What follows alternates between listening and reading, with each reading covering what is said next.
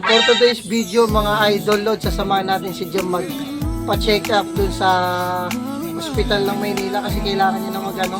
Dahil lumalaki na yung tiyan niya kasi ilang weeks na siya, kailangan niya ng mga anak. At sana, eto na, above na.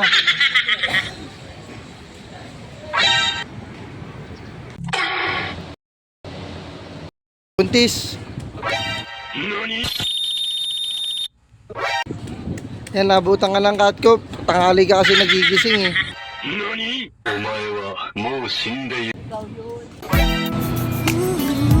Yan yan, asawa ko. Ayan o. Yan siya. Off sa Wednesday, kaso hindi ko siya. Umaabutan ko pa sila kasi 9 to 10 daw sila nag-cut off. So, mas maigi daw. Sa lunes na lang daw ako next week.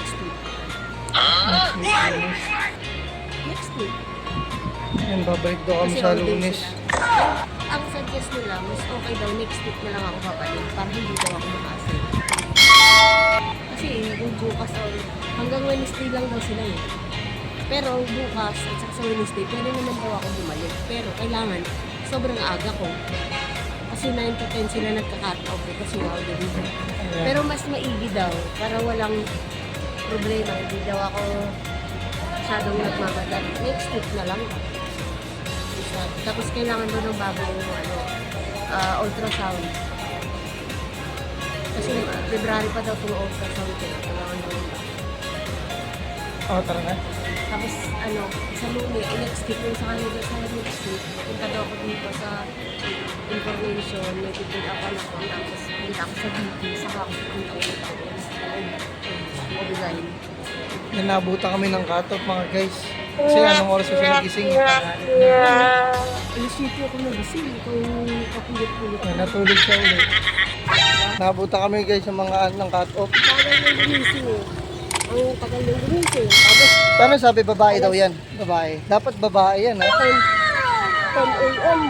dumating alas 12. Dapat babae yung anak namin kasi puro lalaki na eh. Kailangan namin ng babae. Malalaman mo yun. Pag babae yan, ay, swerte mo pag babae yan. Talagang ikaw ang magbibigay sa akin ng babae. Ayan. Tapos, Siyempre, magtitino na ako pag babae yan. hindi na magtitinig. Hindi, magtitino pa rin ako kahit ano yan. Basta babae, mga kadodi, no? Bigyan mo lang ako babae. Okay na.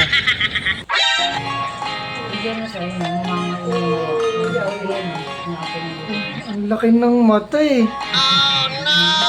Patay tayo dyan.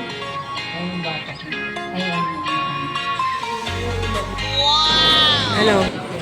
Napagod ka? Pagod ako, sinamahan kita eh. Ang init, no? Nakapagod ka samahan sa ano? Sa ultrasound mo.